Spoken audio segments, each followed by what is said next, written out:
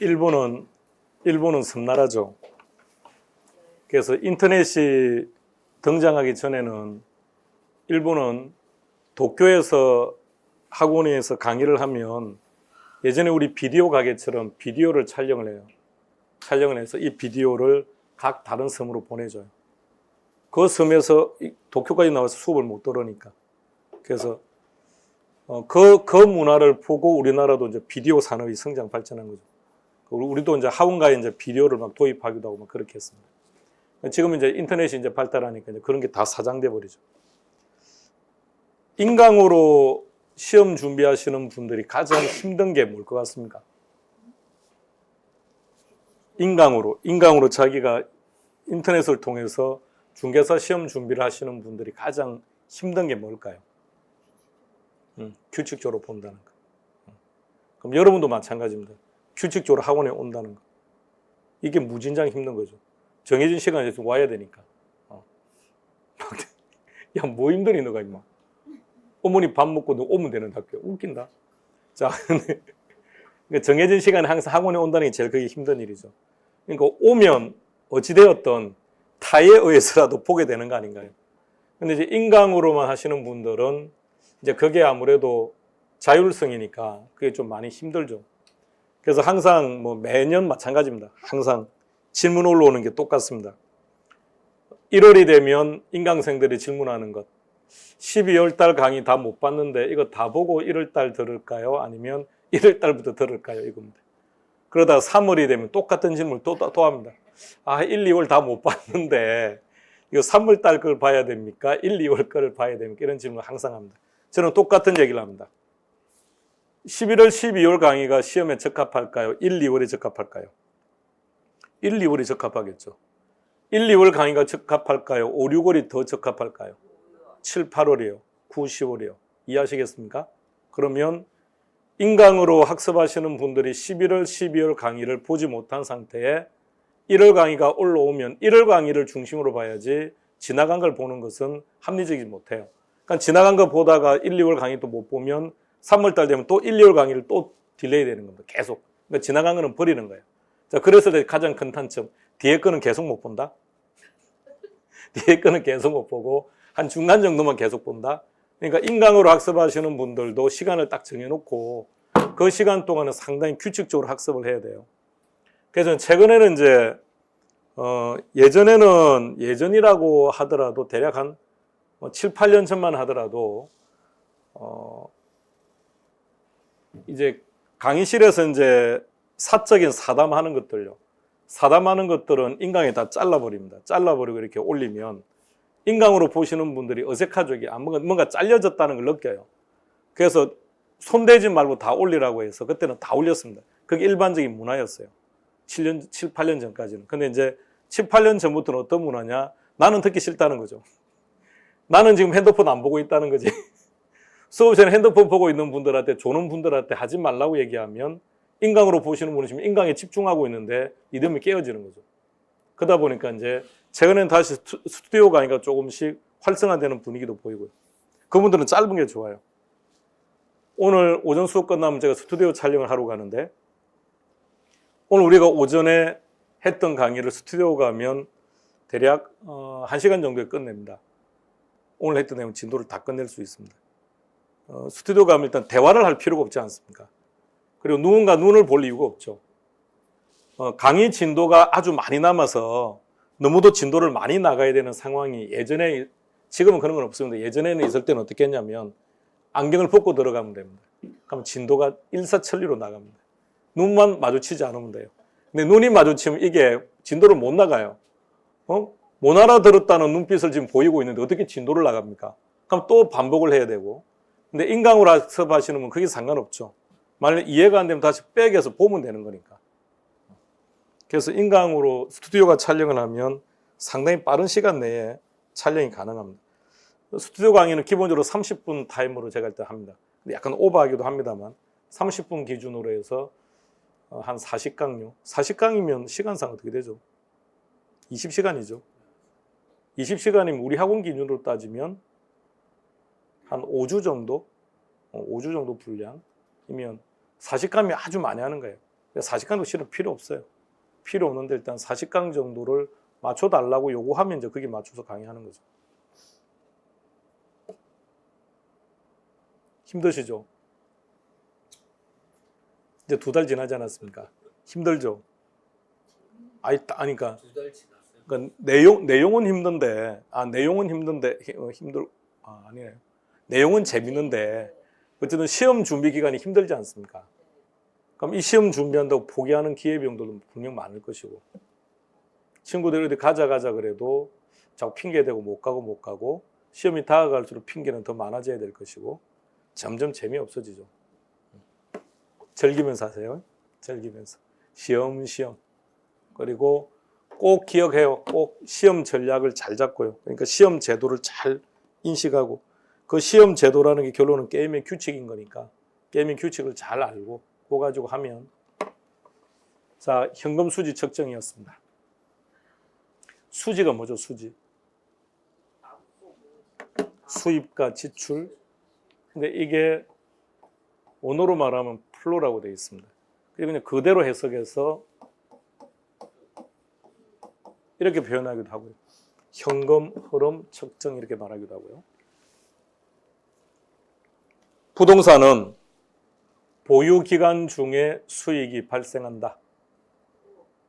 자, 이렇게 말하면 여러분들 입에서는 이 단어가 나와야 되는데 이게 나오는 게 아니라 O가 나옵니다. 독특합니다. 우리 이제 OX에 익숙해가지고 밥 먹으러 가자 그러면 O 이렇게. 처분 시에도 수익은 생긴다. 자본이다. 자, 용어 정의부터. 이게 별거 아닌 것 같은데 말입니다. 정의가 여러분들이 보유 기간 동안에 발생하는 수익이다라는 것을 기억하면 우리가 이제 1월 달에 둘째 주에 수요 공급할 때 유량과 저량의 종류들을 막 외울 겁니다. 그때 쟤네들이 다 유량이에요. 그럼 다시 말을 바꾸면 단순히 암기할 이유가 없다는 거예요. 제가 다 유량들이기 때문에. 자, 갑니다. 보유 기간 동안 100% 임대가 된다면 얻을 수 있는 수익. 이걸 달리 뭐라고 했었죠? 총수익. 임대 안 될 수도 있다. 공실, 물론 정확한 거는 공실이에요. 근데 우리는 그냥 풀네임으로 갑시다. 공실 및 대손 충당금. 물론 둘은 분명히 다른 거예요. 다른 건데 우리 그거 신경 쓸 필요 없으니까. 임대료 외적인 수익, 기타 소득 가감 조정하면 두 번째 유효 총소득. 유효 총소득이란, 자, 그럼 보세요. 이 단어 가지고 정의를 다시 한번 해보세요. 소득 이득이란 뭐다? 영업기간 동안 일이 되는 거예요. 그래서 여기서 말할 때 영업소득세 이렇게 말하는 거예요. 여기서는 무슨 이득세든가요?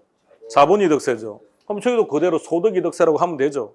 소득이득세도 맞아요. 맞는데 소득이득세라는 용어보다는 왜 영업소득세라는 용어를 많이 쓰느냐? 정의가 그렇기 때문에. 그럼 영업수익이 나오면 당연히 영업비용이 따라오겠죠. 그러면 순. 자, 그 다음에 순영업소득을 뭐라고 정의했다고요? 총자본 때문에 발생하는 수익이다. 그럼 저기는 부채가 있는 거죠. 그럼 부채 갚읍시다. 부채 서비스세. 갚았으니까 순수한 내돈만 남았습니다. 이게 뭐죠? 자기자본 수익. 자기자본 수익. 이거는 세전이다 그랬다, 그죠? 그럼 이제 뭘 차감할 겁니까? 세금. 그러면 세후 현금 수지. 자, 그런데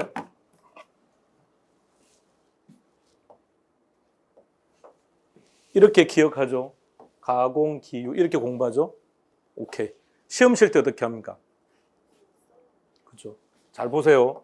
얼마나 비합리적인지 스스로 느끼고 보세요. 가공, 기유라고 외워서. 그래서 그렇게 외웠다고 생각해요. 그럼 시험 문제가 나오면 어떻게 하느냐? 그 옆에다가 저렇게 써요. 가공, 기유 이렇게 써놓고 이렇게 끼워 맞춰요. 지문을 저렇게 끼워 맞춘다고요. 자, 그래서 정답을 찾았다고 전제합시다. 시간 1분 이내에 풀어지던가요? 그래요. 2, 3분 걸립니다. 그럴 거면 손댈 필요, 그런 문제 풀지 마세요. 어떤 문제든 문제가 1분을 넘어가는 문제라면 손 안 대야 됩니다. 1분을 넘어가는 문제를 풀었다면 결론은 합격을 못 한다는 뜻이에요. 어딘가는 과락을 받아야 될 테니까. 그러니까 이렇게 학습하지 말라는 얘기입니다. 그러니까 첫 자를 따지 말라는 게 첫 자를 땄을 때 가장 큰 단점이 그렇게 학습한다니까요. 저렇게 해서 문제가 오는 건데 그나마 지문이 5개면 그나마 또 그런데 지문이 1개인데도 저렇게 다 써요. 다 쓰고 이제 끼워 맞추는 거죠. 어디 지문에 해당되는 건지. 시간만 다 낭비합니다. 시간만. 그래서 시험장에서 실제 답을 찾는데 도움이 안 되는 학습은 안 하시는 게 효과적이라고 계속 반복하는 겁니다. 그러니까 철저하게 현장 갔을 때 써먹을 수 있는 형태대로 학습하셔야 돼요. 그럼 평소 어떻게 해야 되느냐 하면 이렇게요. 보지 말고요. 자, 칠판 개의치 마세요. 평소는 어떻게 해야 되느냐 하면 순영업 소득을 딱 떠올려 보세요. 순영업 소득. 위에는 뭐가 있죠? 영업 비용. 밑에는 뭐가 있죠? 부채 서비스. 이렇게 연습하는 거예요. 이번에 영업 비용 떠올려 봐요. 영업 비용. 위에는 뭐가 있죠? 유효 총소득. 아래는 뭐가 있죠? 순영업 소득. 이렇게 연습하셔야 돼요. 자, 이렇게 연습하거나 아니면 이렇게 말했죠. 순자 위에는 무조건 비용이 나와야 돼요. 비용을 뺐을 때 순자가, 그러니까 부채를 뺐을 때는 순자가 안 나오죠. 부채 서비스 뺐다고 밑에 순자가 안 붙지 않습니까? 영업소득세를 뺐다고 순자가 나오지 않지 않습니까? 그러니까 무조건 뺀다고 순자가 나오는 게 아니라 비용을 빼면 순자가 나와요. 여기도 마찬가지죠. 비용을 빼면 순자가 나와요. 뭐라고 나오던가요? 순매도 가격. 이렇게. 그러니까 순자가 있다는 말은 그 위에 비용이 있다는 뜻이에요. 순자 밑에는 무조건 부채가 나와요. 부채 밑에는 무조건 뭐가 나옵니까? 세전이 나와요. 세전 밑에는 세금. 이렇게 기억해야 당일날 갔을 때 쓸데없이 글 쓰고 시간 뺏기지 않는다는 얘기입니다. 그러니까 답을 빨리빨리 찾는 방법, 그렇게 연습을 해야 돼요. 그 연습 안 하고 가공기후 외운 거 가지고 이거 외웠으니까 됐구나라고 생각하는 거는 그는 합격을 못 한다는 얘기입니다. 합격과는 관계가 없는 거예요. 그리고 이제 집에서 이제 그렇게 해서 풀어보는 거죠. 집에서 혼자서 가공기후 외운 걸 가지고 문제를 풀어보니까 답이 찾아지는 거죠. 그렇게 해서 한 5분 걸려서 답을 찾았는데 본인은 그걸 안다고 생각하니까 모의고사를 보든 시험장 갔을 때는 그게 아무런 의미가 없다는 얘기입니다. 그러니까 이 순서를 암기하는 것도 기억은 해야 돼요. 순서는. 근데 이 순서를 알고 있는 것과 실제 시험 문제를 만났을 때는 의미가 달라요. 답을 찾는 것은. 그러니까 빨리빨리 답을 찾아야 되니까 그러니까 평소 연습을 그렇게 하는 거예요. 자, 어디서 출발합니까? 비용이죠. 공시는 예외적인 건 크게 신경 쓰지 말고요. 비용 위에는 뭐가 있다고요? 유효가 있고 비용 밑에는 순자가 나와야 되고 순 밑에는 부채가 나와야 되고 부채 밑에는 세전이고 세전 밑에는 세금이고 그러면 세우고 여기도 마찬가지예요. 예. 순자 나오고 그럼 순자 위에는 매도 비용이죠. 순자 밑에는 부채가 나와야죠. 저기는 부채 서비스액인데 여기는 미상환액. 그 밑에는 세전 나오고 그럼 세금 내면 세우고 이렇게 기억하시라고요. 그래야 시험장 가서 답을 찾죠. 가공 기후가 중요한 게 아니고 우리가 지금 하는 것처럼 이 순서대로 기억하는 것도 중요한 게 아니고요. 물론 순서대로 알아야 돼요. 알아야 되는데 그 안다고 해서 답을 찾지를 못한다는 얘기입니다. 철저하게 답을 찾을 수 있는 학습 방법을 익히세요. 이게 몇 개 안 됩니다. 그런데 그걸 가지고 첫째 저는 개인적으로 첫째 따는 게 더 어렵지 않을까 싶은데. 자, 그 다음 가봅니다. 그 다음 수익의 종류가 총 5가지입니다. 읽어볼까요? 시작.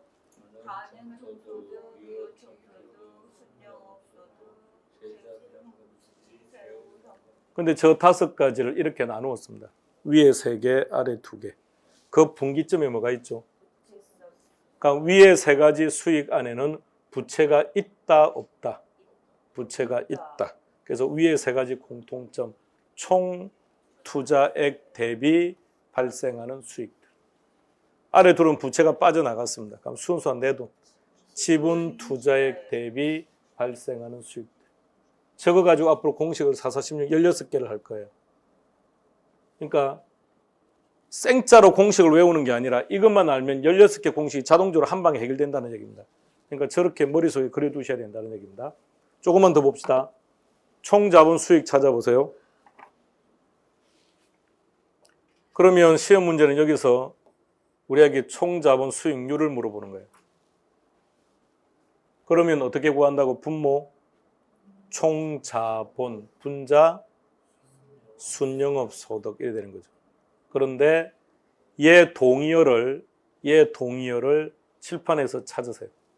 총자본 수익률 동의어, 총투자 수익률, 자기 자본 수익률 동의어, 지분 투자 수익률.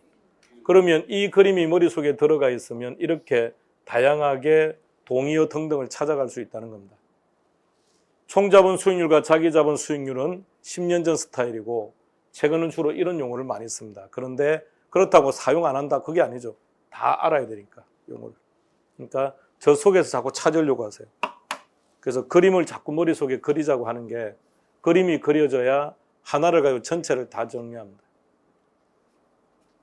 그러면 이것을 알고 있으면 다음에 여러분들이 다양한 개론에서 공식이라는 용어는 별로 안 좋지만 공식들을 학습할 때도 이것만 알면 자연스럽게 다 정리가 되는 것들입니다.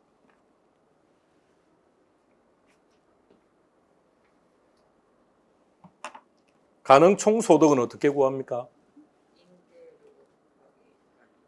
임대료 곱하기 평수다 그랬습니다.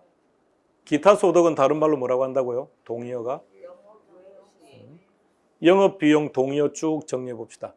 영업비용, 영업경비, 운영비용, 부채 서비스액 동의어입니다. 부채부터 갑니다. 시작. 부채 서비스액. 원리금 상환의 저당 지불의 원리. 어떻게 구하는지도 아셔야 됩니다. LTV, DT 할 때도 왔다 그죠? 여기서도 끝나는 게 아니라 앞으로 또 계속 사용됩니다. 다양한 데서 사용해야 됩니다. 4번 이득 가볼게요.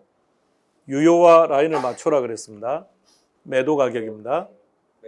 그 밑에는 비용까지 와야 되고요. 비용 떴으니까 밑에는 순자 나와야 되고 순자 밑에는 무조건 부채가 나와야 되고 부채 밑에는 무조건 세전이 나와야 되고 세전 밑에는 무조건 세금이 있어야 되고 세금 밑에는 세후가 있어야 되고 이렇게. 이것을 자꾸 학습하려고 해야 돼요. 매매, 순미 이렇게 하는 게 아니고요.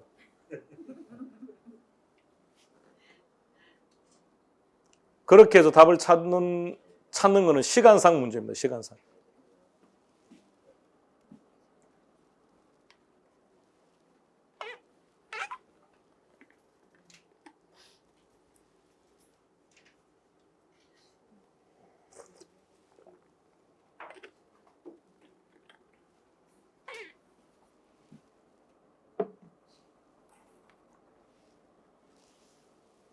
지난번에 우리 계산 문제 안 했었는데 오늘 한번 해봅시다. 시작하죠.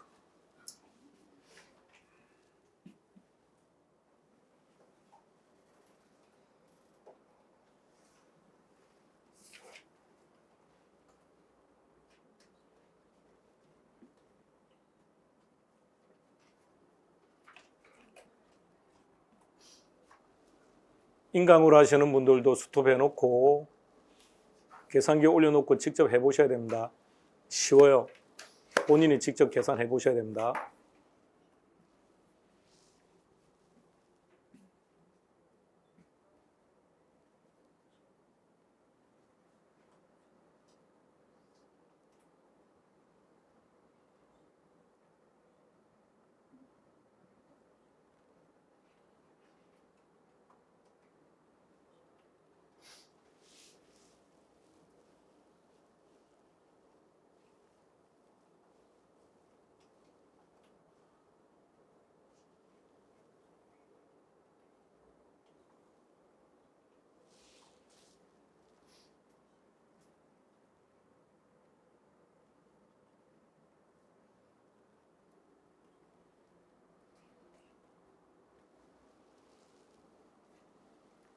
계산 문제입니까? 이론 문제입니까?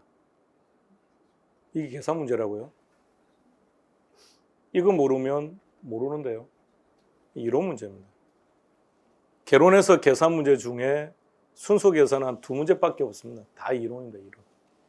그러니까 예, 정확합니다. 오케이. 자, 계산기 올려놓고 시작해 봅시다. 가능 총소득 어떻게 구한다고요? 임대료 곱하기 임대 단위 수죠. 그럼 여기서 임대료 찾아보세요. 자, 정보를 잘 봐야 됩니다.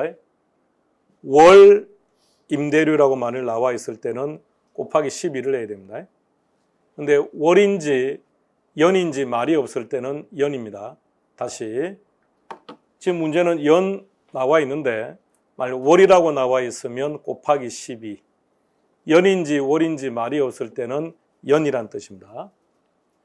그럼 이제 계산기 눌러볼까요? 5,000 곱하기 1,800 근데 우리 시험에서 지금 처음 21회 때 처음 나왔고 그 다음도 놓은 적이 없는데 두 번째는 정보를 잘 보세요. 유효, 실제로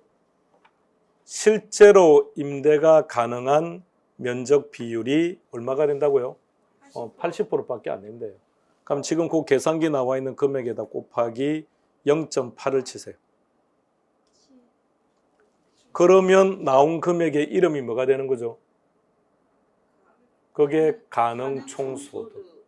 거기서 뭘 차감할 겁니까? 공실. 공실이 몇 프로죠? 그럼 지금 계산기에서 10%를 구해서 빼는 게 아니라 거기다가 곱하기 0.9를 치세요. 곱하기 0.9를 치면 얼마가 나오죠? 그게 뭐죠? 유효총소득이라고. 거기서 뭘 차감할 겁니까? 예. 근데 여기는 경비가 50%라네요. 그럼 나머지 50%가 수익이다, 그죠? 그럼 거기다가 곱하기 0.5. 그럼 그게 답입니다. 예. 그러니까 이 문제에서 마지막 정보는 필요 없는 정보죠. 여기까지 계산해버리면 틀리는 거죠. 부채를 빼버리면 그 다음에 나오는 게 세전이 되니까요. 계산 문제 아닙니다. 이론 문제입니다. 이걸 모르면 못 찾는 문제입니다. 자, 한 번 더 정리합시다. 소득이득과 자본이득 정의부터 기억하고요.